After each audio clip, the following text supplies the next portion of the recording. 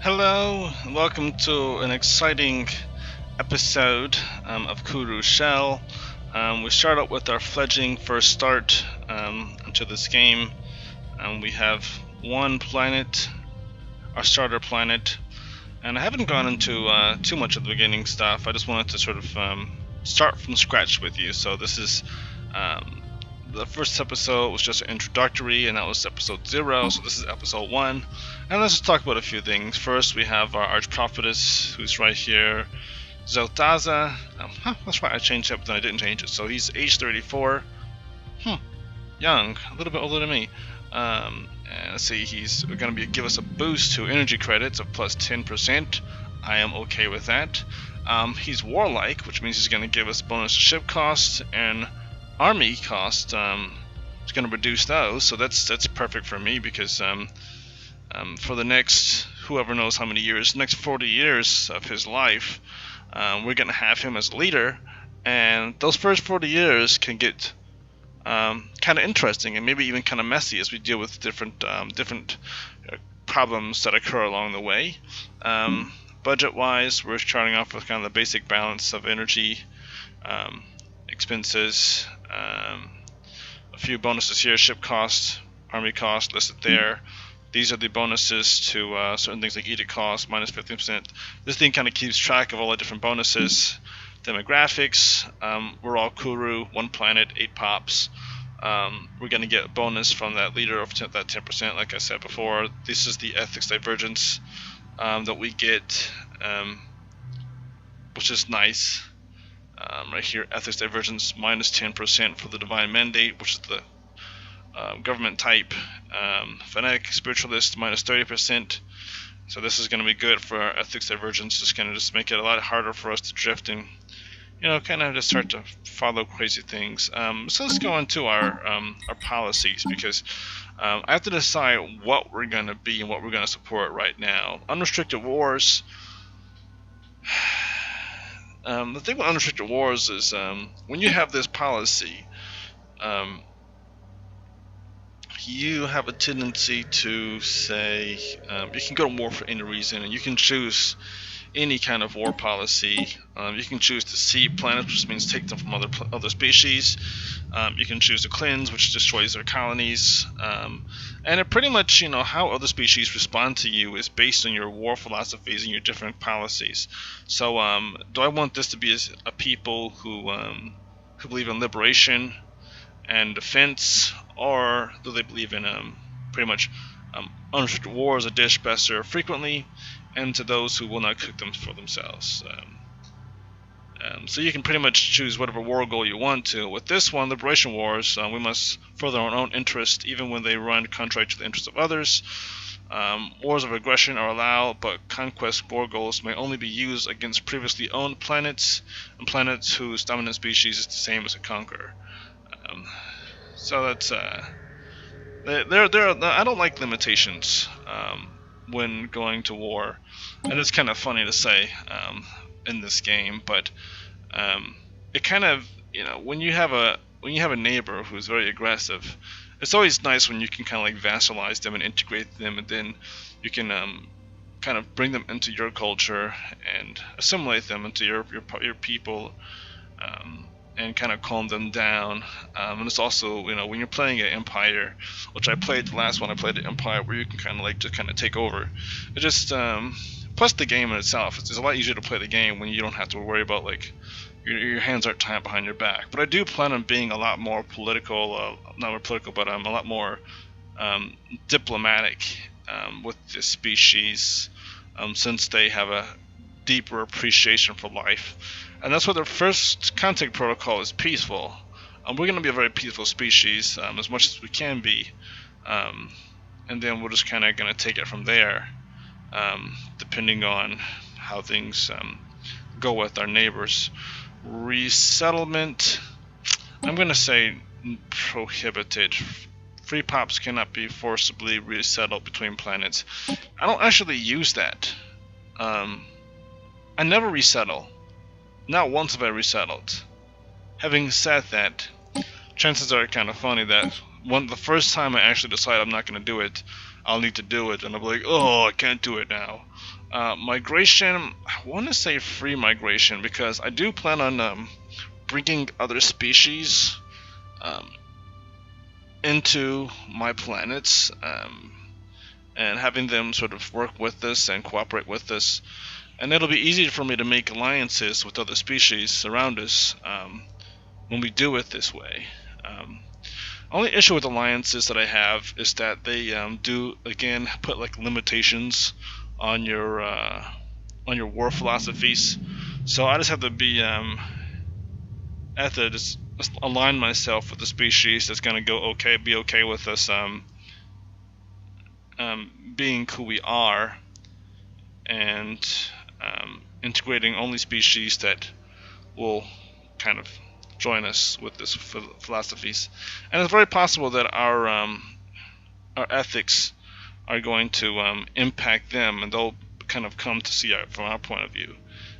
But for now, I'm just gonna kind of limit migration just for right now, and then we'll just kind of go from there. Purge. Purge policy is kind of silly because I think I'm not going to do Purge. I think I'm going to remove Purge. Purge pretty much means you can just destroy an entire population of people, and that's not who we are. We love life, and we're not going to be the kind of people that just goes around just killing people for any reason at all. Same thing with slavery. It's kind of hard to even consider slavery as a belief for our people, so we're not going to do that. The only problem is, if I do vassalize people, we're going to have a lot of unhappiness for quite some time from people that we do vassalize, which means they're more than likely going to use to liberate philosophy and the seeding of worlds through liberation a lot more in this game. But my species, we're against slavery, so bump. Prohibited. No slavery. No slavery for you. And that's about it. Boom. At least for now. Alright, so now physics research. Let's see what we're going to do for physics research before we start the game.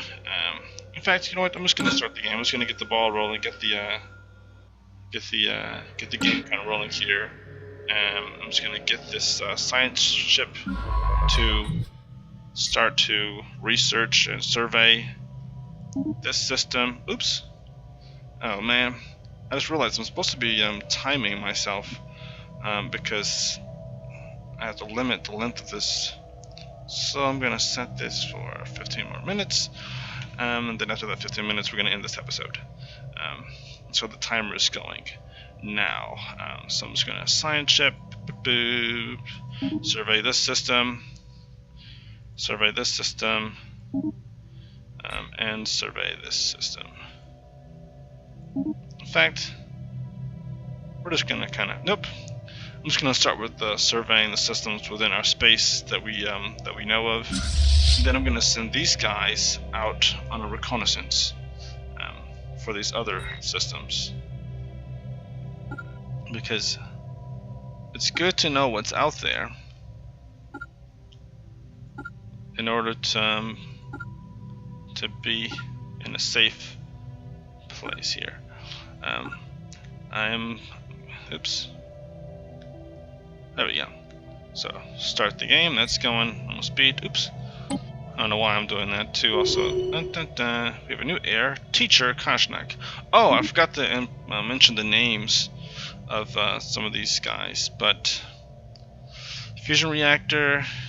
Do I start with power or with sensors? I can speed up the survey speed. I can increase that, but I need energy. So I'm going to start with energy there. I'm going to start with colony ship here, and we're going to start with, let's see, engineering facility, mining, or mining would be nice because it's nice to have resources in advance. But I'm going to start with this minerals because Hostile fleet engaged. Wow, already we're encountering another species. It did not take long for the Kuru shell to come across intelligent alien life. Goodness sweet mercy, it did not. We literally just started traveling through space and we already found an intelligent species. The fleet's report to the Kuru capital somewhat understates just how alien these forms appear, and only in passing mentions the failure to open comms. So who are these people? Alien vessels. Oh my, this is terrible. We already and we got blown up. The first encounter with this species, and we're dead. All of my corvettes are gone. That was great. That was just fantastic. I cannot believe that. Right away, all of our ships are destroyed. On the bright side, I'm going to research this species, and that's where my resources are going to be going for the first bits of the game. Apparently I'm going to have to create more corvettes. That's just great. But I'm glad it wasn't my science ship. It could have been worse. It could have been my science ship.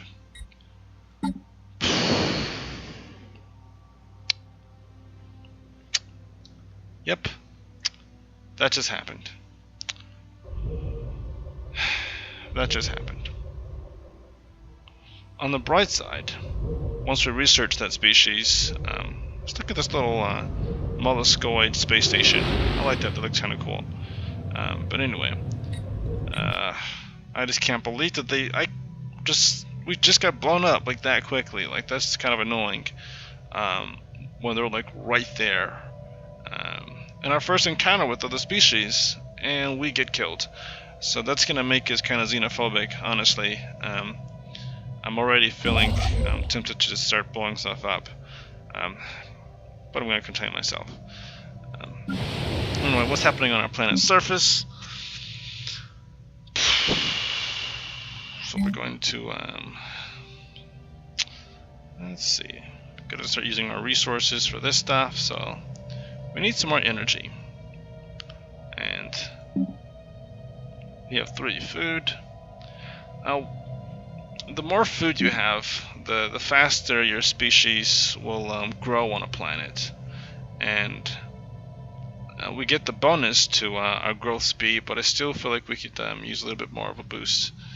So I'm kind of tempted to have him grow there, but we also need energy quickly, and we need minerals quickly. More minerals, the better. Right away.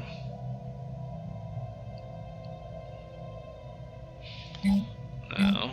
System survey complete. Great. Oh my.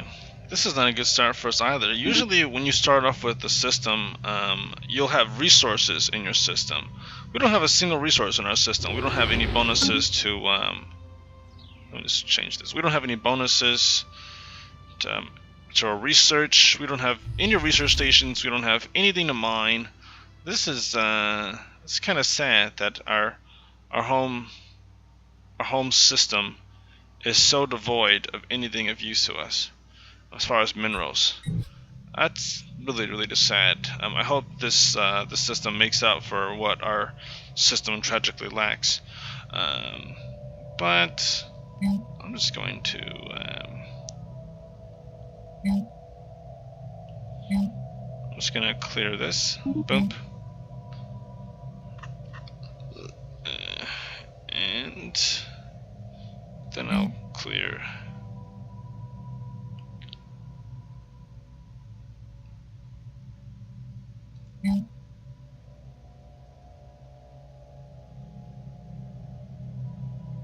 Clear this. Nope. Yeah, clear this. Because the more food I have, the faster we'll populate, and then we'll be able to fill up all the rest of these tiles over here, over here, over here, over here. So we need to get more minerals very quickly. I'll be able to get more energy from that spaceport booster. I'm going to speed up the speed of this thing too. I'm going to put it the fastest so that way I can just kind of get these minerals and just bump through this so I have to create a new Corvette. Let's see what we're starting with as far as Corvette design. Pretty much the basics. before I create a new Corvette, I'm just gonna before I build a new Corvette, I'm just gonna create a new design. Ah, yes, a commendable initiative. So we now know without a doubt that a thriving biosphere is not something unique to Kundia. Both the scientific community and the public at large are eager to learn more about the various forms of life found throughout the galaxy. Efforts to catalog the life forms we encounter are already underway, but our exobiologists have urged us to focus our planetary survey efforts on habitable life-bearing worlds. A commendable initiative. This is great. So it means that as we go through space, we're going to research. Boom. There we go. That works for me. Different planets. Let's see. What are we going to name this this design? We're going to start out with the Speedy. Nope. This will be Dagger class. Yeah, make them. That works for me. These are weapons. System survey Space complete. weapons. Aha, fantastic. Now my construction ship can do something productive. Special project complete. Wow. Situation log updated. Space Amoebas. Okay. Great, we've researched that, finishes, and so now we can, once we get able to do this research, we'll learn something from that species, from those amoebas, and we'll be able to utilize whatever we learn from them. I think from that species we learn either how to drain energy from a ship or something like that, but it is nice to learn from those amoebas as opposed to just kind of hunt them down and blow them up, as much as I would like to because they killed my people. But we are evolved, we are better people, and there was obviously just a misunderstanding between us and that creature. They didn't know who we were, they didn't realize how amazing we were, but I'm just going to delete that automatic class. I'm going to delete these automatic classes. So this guy, you are deleted. Great. Construction ship. Let's call you the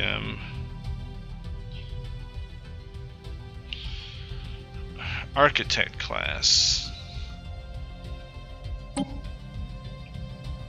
we go. Boom. Right, science ship. Let's call you the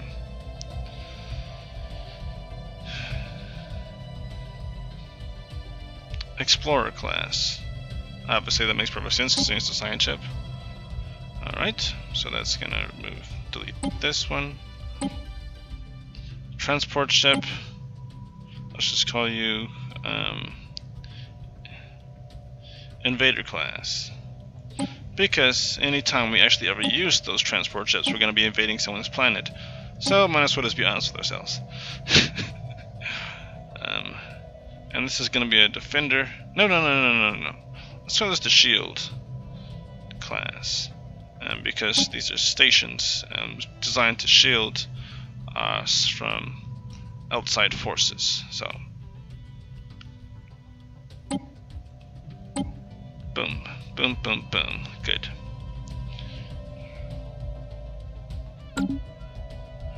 Perfect. And now I have to create some more of these guys. 1, 2, 3. I hate to invest my resources right away in building new Corvettes, but I really don't have much of a choice at this point because what we did have was blown away. On the bright side, I am getting some 7 minerals from this system here, so that's gonna be, not minerals, but energy. That's gonna be a bonus there, and once I'm actually researching colony ship, it's gonna take me a while to get to that get to where we want to be. 65 months, so this is 55 months, so we still have a ways to go in that research, but we're going as fast as we can to research all that stuff. And wow, we're still okay. So we got our first energy station right there. And we're going to get a bonus of engineering there. This is going to give us a bonus of engineering here, and it's going to give us plenty of energy. Minerals will be nice, but seeing that we're getting the energy here and energy here, well, that was those two, so that's pretty much it for our surveying right now, because I'm kind of hesitant to send my my science ship out before I've searched all these other planets, because I don't want to have to replace a scientist and a science ship right away. So Corvettes come and go, and they seem to be going at a lot faster pace than I wanted them to. But one thing that doesn't come and go is good scientists. And he is not under attack, which means I can send my science ship to explore this system next. Survey system. Great.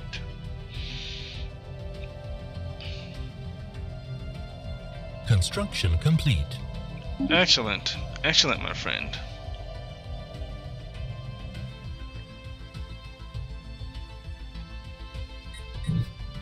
Construction complete. Excellent. So we now have, I'm just going to split these guys up too. Boom. And so you.